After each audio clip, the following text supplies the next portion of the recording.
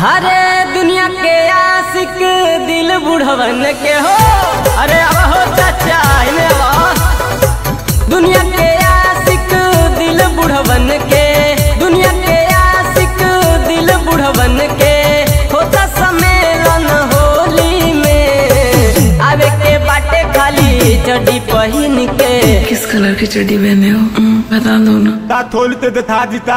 अरे नहीं रहे दे जाए दे, नहीं तो घाघरा चोली में। आवे के बाटे खाली चड्डी पहन के, नहीं तो घाघरा चोली में। आवे के बाटे खाली चड्डी पहन के, नहीं तो घाघरा चोली में। दुनिया के आशिक दिल बुढ़वन के, दुनिया के आशिक दिल बुढ़वन के होता सम्मेलन होली में। आवे के बाटे खाली चड्डी पहन के, नहीं तो घाघरा चोली में।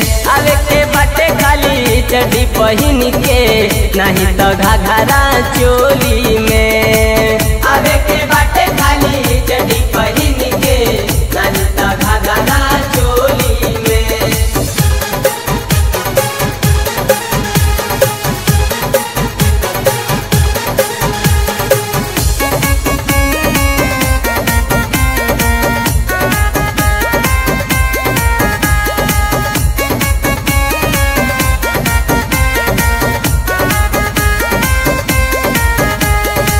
जुटी है घटिया के से मुंह के गंदा दिल के नेक, बलिया छपरा के लौंडा बाज आरा भबुआ के दिल पे, सबका ले गंदा जे गाई फगुआ हो, सबका ले गंदा जे गाई फगुआ हो। ओके घुमावल जाई डोली में। आवे के बाटे खाली चड्डी पहन के। किस कलर की चड्डी पहने हो बता दो ना। अरे यार तो हमले पीछे पल गए बाप। नहीं तो घाघरा चोली में। आवे के बाटे खाली चड्डी पहन के, नहीं तो घाघरा चोली में। आवे के बाटे खाली चड्डी पहन के, नहीं तो घाघरा चोली में।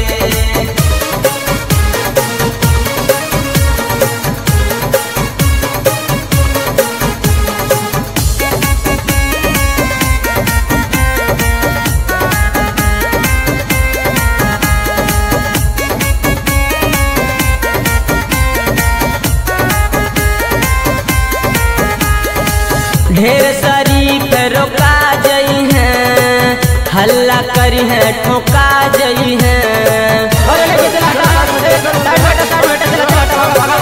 आँख से कवा रंगीन मिजाज होली रत्न चुना जई हैं।